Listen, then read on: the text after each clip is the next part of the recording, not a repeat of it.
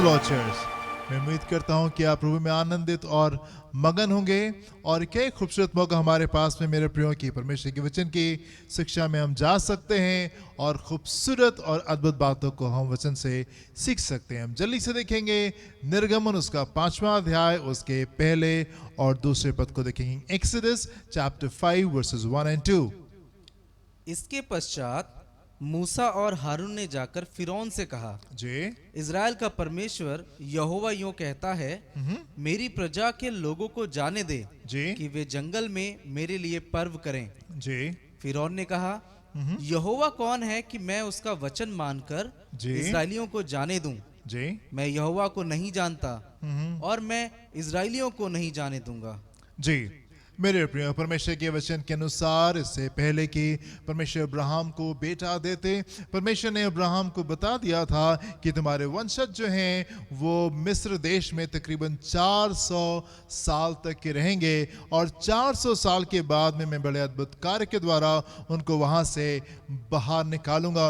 और हम देखते हैं परमेश्वर के कहे हुए के अनुसार अपने नियुक्त समय पे, अपने बिल्कुल सही समय पे हम देखते हैं कि मूसा जो है वो फिरौन के पास में आते हैं और मूसा फिरौन से कह रहा है कि फिरौन तुम परमेश्वर के लोगों को जाने दो क्योंकि परमेश्वर का वचन ऐसा कहता है। और फिरौन जो है वो तो अपने राजमहल में है, अपने घर में है, अपनी प्रजा के बीच में है और बहुत आराम से वो अपनी जिंदगी को बिता रहा है। आसपास कोई ऐसा राजा नहीं है, आसपास कोई ऐसा शासक नहीं है, आसपास कोई ऐसी प्रजा नहीं है जो कि उसको डराने पाए, उसको धमकाने पाए। फिरौन तो बहुत आराम से अपने लोगों के बीच में है और वो कहता है मैं परमेश्वर को नहीं जानता और मैं लोगों को जाने नहीं दूंगा।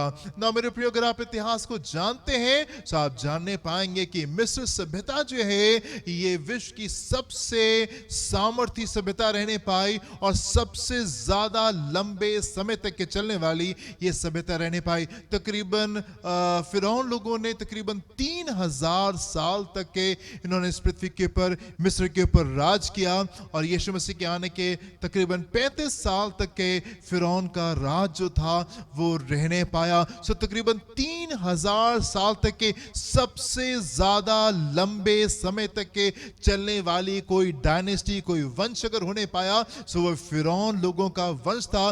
3000 साल तक के इन्होंने राज किया, बहुत सामर्थी तरीके से ये राज करते थे। और ये फिरौन जिससे मूसा आकर के बातचीत कर रहा है, जिस समय इस्राएल जो है यहां से रिहा होता है, ये सबसे महत्वपूर्ण फिरौन है। सारे फिरौन जितने भी होने पाए, जितने भी शासक जो थे वो इजिप्ट में होने पाए, मिस्र में होने पाए, उनका सबसे महत्वपूर्ण, सबसे मेन जो फिरौन था वो यही है, रामसेस II। और ये बहुत आराम से अपने देश में अपने शासनकार को ये लेकर के आगे की ओर चल रहा है और बिल्कुल निडर है, इसको कोई चीज डरा नहीं रही है, इसको कोई चीज धमका नहीं रही है और इसको नहीं लगता कि कोई इसके हाथ से इतने लोगों को रिहा करने पाएगा।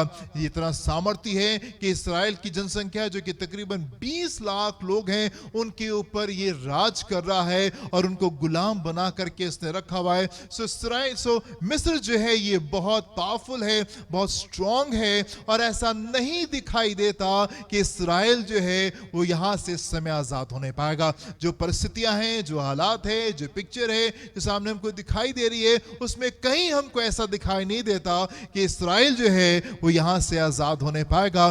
पर हम देखते हैं कि कुछ ही दिनों में, थोड़े ही समय में परमेश्वर ने अद्भुत कार्य को किया और परमेश्वर अपने लोगों को बहुत आसानी से यहां से बाहर लेकर के चले जाते हैं। जबकि बहुत इम्पॉसिबल दिखाई देता है, जबकि बिल्कुल नामुमकिन सा दिखाई देता है, लेकिन परमेश्वर अपने अद्भुत कार्य के द्वारा लोगों को यहां से बहुत खूबसूरती से निकालते हैं और बहुत आसानी से अपने लोगों को अपनी इच्छा के अनुसार लेकर के चले जाते हैं। बहुत खूबसूरत कहानी है। आप देखें जिस समय परमेश्वर जो वो झाड़ी में से होकर के मूसा से बात करते हैं, वो उसी समय बता देते हैं कि मैं क्या क्या करूंगा और कितनी आसानी से अपने लोगों को मैं यहां से निकाल लूंगा। कई बार मेरे प्रिय परिस्थितियां जो है वो बड़ी गंभीर दिखाई देती हैं, बड़ी मुश्किल दिखाई देती हैं, बड़ी इम्पॉसिबल दिखाई देती हैं, बड़ी नामुमकिन सी दिखाई देती हैं। पर मेरे प्रियो, मैं आपसे कहना चाहता हूं कि चाहे परिस्थितियां कितनी नामुमकिन से क्यों ना दिखाई दें, चाहे कितनी इम्पॉसिबल से क्यों ना दिखाई दें, मेरे प्रियो, परमेश्वर को कार्य करना आता है। परमेश्वर हमेशा ऐसा ही सामर्थी परमेश्वर रहे हैं और आज भी वो सामर्थी परमेश्वर ने हमेशा से जैसा चाहा अपनी इच्छा को उसने पूरा किया और आज भी अपनी इच्छा को वो पूरा करने में सामर्थी परमेश्वर है। आजकल के समय में जिसमें हम रह रहे हैं, हम देख रहे हैं परिस्थितियां काफ़ी गंभीर हैं, हालात जो है वो काफ़ी बिगड़े हुए हैं और लोग काफ़ी टेंशन में हैं, काफ़ी प्रेशर में। हम देख रहे हैं एक महामारी जो है वो पूरे विश्व में छाई हुई है एंड प्रतिदिन जो है वो केसेस बढ़ रहे हैं। उसके प्रभाव की वजह से लोगों की जॉब्स पे, बिजनेसेस के ऊपर, कार्यों के ऊपर जो है वो फ़र्क पड़ा है, पैसे की दिक्कत है और प्रकारों की दिक्कत जो है वो मानसिक तनाव जो है वो लोग से होकर के लोग गुजर रहे हैं। गंभीर परिस्थितियों से हम इस समय चल रहे हैं, जो हालात हैं वो हमको ठीक दिखाई नहीं दे रहे हैं। पर मेरे प्रियो, मैं आपको उत्साहित करना चाहूंगा कि जबकि हम इस समय गंभीर परिस्थितियों से होकर गुजर रहे हैं, इंपॉर्टेंट ये नहीं है कि संसार में इस समय क्या हो रहा है, आवश्यक ये नहीं है कि कोविड-19 क्या कर रहा है और जॉब्स, बिजनेसेस और ये और वो क्या हो रहा है। आवश्यक ये है मेरे प्रियो कि परमेश्वर इन दिनों क्या कर रहे हैं, परमेश्वर इन दिनों क्या करना चाहते हैं। हमारा फोकस जो है वो इन बातों पे नहीं होना चाहिए कि परिस्थितियां क्या कह रही हैं, हालात क्या कह रहे हैं। हमारा फोकस जो है वो इस बात के ऊपर होना चाहिए कि परमेश्वर की इच्छा क्या है, परमेश्वर की मर्जी क्या है और वो हमारे बीच में इन दिनों में, इन समयों में क्या कर रहा है। और मेरे प्रिय, यदि आप ये जानना चाहते हैं कि परमेश्वर क्या कह रहे हैं इन दिनों के लिए, इन समयों में वो क्या करने जा रहे हैं, सो वो ये है कि परमेश्वर कह रहे हैं इन दिनों कि जो बीज पिछले दिनों बोया गया है, ये वो समय है कि वो बीज फलवंत होने पाए। अगर आप जानना चाहते हैं कि परमेश्वर क्या करने जा रहे हैं, परमेश्वर क्या कर रहे हैं इन दिनों में, इन समयों में, सो मैं आपको बताना चाहता हूं, इन दिनों में जो बीज बोया गया है पिछले दिनों, चाहे आपने बोया हो या किसी और ने बोया हो, जो भी उत्तम बीज बोया गया है, ये वो समय है कि वो बीज जो है वो फलवंत होने पाए।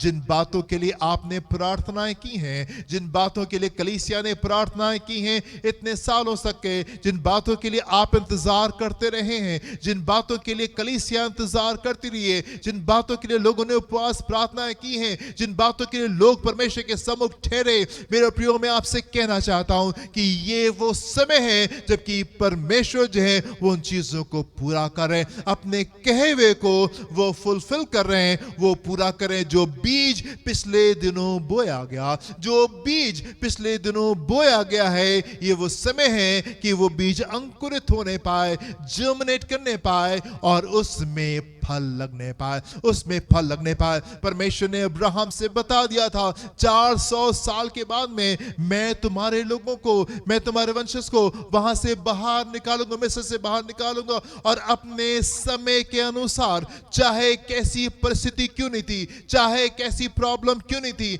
चाहे चीजें कितनी इम्पॉसिबल, कितनी मुश्किल क्यों नहीं दिखाई दे रही थी, हम देखते हैं परमेश्वर ने सामर्थी कार्य के द्वारा अपने लोगों को उसने वहां से रिहा कर दिया। और मैं आपसे कहना चाहता हूं मेरे प्रियो, इन दिनों चाहे कुछ क्यों नहीं हो रहा हो, चाहे कैसे हालात क्यों नहीं चल रहे हो, चाहे कैसी परिस्थिति क्यों नहीं हो, आपको चाहे कैसा क्यों नहीं महसूस हो रहा हो, आप चाहे कैसे चीजों को क्यों नहीं देख रहे हो, मैं आपसे कहना चाहता हूं मेरे प्रियो कि आपका ध्यान इन बात के ऊपर होने पाए कि परमेश्वर क्या कर रहे हैं, परमेश्वर क्या कर रहे हैं। और परमेश्वर ये कर रहे हैं कि जो बीज बोया गया है, जो बीज बोया गया है इतने सालों पहले, इतने समय से, ये वो समय है कि वो बीज अंकुरित होने पाए, वो बीज जर्मिनेट करने पाए और वो फलवंत होने पाए, और वो फलवंत होने पाए। एज़रा उसका पहला अध्याय और उसके पहले पद को देखेंगे, इसमें क्या लिखा हुआ है।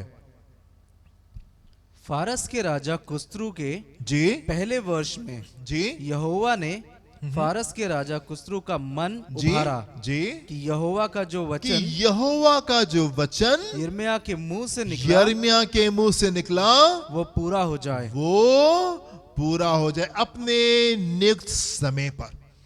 अपने नियुक्त समय पर जो वचन यिर्मयाह के मुंह से सालों पहले निकला था, अपने नियुक्त समय पे उसको पूरा करने के लिए परमेश्वर ने एक असंभव कार्य को किया कि पारस के राजा कुस्रू का मन को परमेश्वर ने उभार दिया उस कार्य को करने के लिए जो परमेश्वर ने कहा था। जो बीज इतने समय पहले बोया गया था, जो बीज इतने समय पहले बोया गया था, ये वो समय था कि ये बीज अंकुरित होने पाए। और हम देखते हैं कि अपने सही समय पे ये बीज अंकुरित होने पाया और उसमें फल लगने पाया। मेरे प्रियो, मैं आपको उत्साहित करना चाहता हूं, मैं आपको उत्साहित करना चाहता हूं कि ये उस समय है कि बीज जो आपने बोया है, इतने साल से जो प्रार्थनाएं आप करते रहे, इतने साल से जिन बातों के आप इंतजार में रहे हैं, प्रभु उन चीजों को आपके जीवन में पूरा करने जा रहे हैं। परमेश्वर उन चीजों को आपके जीवन में पूरा करने जा रहे हैं। मेरे प्रियो, हम देखते हैं कि अपने सही समय पे प्रभु यीशु मसीह का जन्म होने पाया। अपने सही समय के ऊपर क्या होता है, स्वर्गदूत जो है वो मरियम के पास में पहुंच जाता है। और जबकि उससे पहले 400 साल अंधकार के हम देखते हैं, 400 साल तक के कोई परमेश्वर का वचन नहीं पहुंचा, कोई अद्भुत कार्य नहीं होने पाया। पर परमेश्वर के वचन के अनुसार जो समय उसने नियुक्त किया था, उसके अनुसार जो बीज था वो फलवंत होने पाया, जो बीज था वो फलवंत होने पाया। और मैं आपको उत्साहित करना चाहता हूं मेरे प्रियो, मैं आपको उत्साहित करना चाहता हूं, अपने समय पे परमेश्वर को कार्य करना आता है। परमेश्वर हमेशा से सामर्थी परमेश्वर रहे हैं और वो आज भी सामर्थी परमेश्वर हमेशा से चीजों के कंट्रोल में रहे। सारी चीजें उसके नियंत्रण में हमेशा रही हैं, सारी चीजें उसके नियंत्रण में हमेशा रही हैं और आज भी चीजें उसके कंप्लीट नियंत्रण में हैं। चाहे आपको कैसा क्यों नहीं दिखाई दे रहा हो, चाहे आपको कैसा क्यों नहीं समझ में आ रहा हो, पर मैं आपसे कहना चाहता हूं, सारी बातें, सारी चीजें परमेश्वर के पूर्ण नियंत्रण में रही हैं और आज भी उसके पूर्ण नियंत्रण में। आप इस खूबसूरत कहानी को पढ़ें कि कैसे परमेश्वर ने मूसा को लेकर के आए। 80 साल की उम्र का बूढ़ा जो है वो एक लाठी को लेकर के आता है और कैसे परमेश्वर अद्भुत कार्य को करते हैं। और जो कुछ परमेश्वर ने चाहा, जो कुछ परमेश्वर ने चाहा, जैसा परमेश्वर ने चाहा, ठीक वैसे ही वैसे होता गया। और अपने सही समय पे, अपने नियुक्त समय पे परमेश्वर ने लोगों को वहां से रिहा करा दिया। अपने सही समय पे परमेश्वर ने लोगों को मिस्र से रिहा करा दिया। मैं आपसे कहना चाहता हूं मेरे प्रियो, मैं आपको उत्साहित करना चाहता हूं, जिन बातों के इंतजार में आप रहे हैं, जिन बातों के लिए आप इतने समय से इंतजार में रहे, जिन बातों के लिए आप लगातार प्रार्थना करते रहे, जिन बातों के लिए आप परमेश्वर के सम्मुख ठहरे रहे, ये वो समय है कि वो बातें आपके जीवन में पूरी होने पाए। ये वो समय है कि वो बातें आपके जीवन में पूरी होने पाए। मेरे प्रियो, मैं आपको उत्साहित करना चाहता हूं, मैं आपको उत्साहित करना चाहता हूं कि आप ध्यान दें, आप याद करें कि आपने क्या प्रार्थनाएं की हैं, आपने क्या प्रार्थना की है। और दो मेन विषय हैं जिसके लिए आप प्रार्थना करें, दो इंपॉर्टेंट बातें जिन बातों के लिए आप प्रार्थना करें। आप प्रार्थना करें कि जिन बातों के लिए आप प्रार्थना करते आए हैं वो बातें पूरी होने पाए। आप इन बातों के लिए प्रार्थना करें कि जिन बातों के लिए प्रभु मैंने बाट जोई है, जिन बातों के लिए मैं इंतजार में रहा हूं, जिन बातों के लिए मैंने प्रार्थना की है, मैं विश्वास करने जा रहा हूं, मैं विश्वास करने जा रही हूं कि ये वो समय है कि प्रभु आप उन चीजों को पूरा करेंगे। जिन बातों के लिए मैंने प्रार्थना की है, जिन बातों के लिए मैंने इंतजार किया है, नंबर 1 आप उन चीज के लिए प्रार्थना करें। और नंबर 2 आप प्रार्थना करें प्रभु जिन बातों के लिए कलीसिया ने, जिन बातों के लिए कलीसिया इतने सालों से प्रार्थनाएं करती आई है, जिन बातों के लिए कलीसिया इतने सालों से ठहरी भी रही है, प्रभु हम चाहते हैं कि वो बातें हमारे मध्य में पूरी होने पाए। जिन बातों के लिए मैंने प्रार्थना की है और जिन बातों के लिए कलीसिया ने प्रार्थना की है, जो बीज मैंने बोया है और जो बीज कलीसिया ने और कलीसियाओं ने इतने साल बोया है, प्रभु हम चाहते हैं कि वो बीज हमारे बीच में फलवंत होने पाए, वो बीज हमारे बीच में फलवंत होने पाए। मेरे प्रियो, आप इस समय कंसंट्रेट करें उन बातों के ऊपर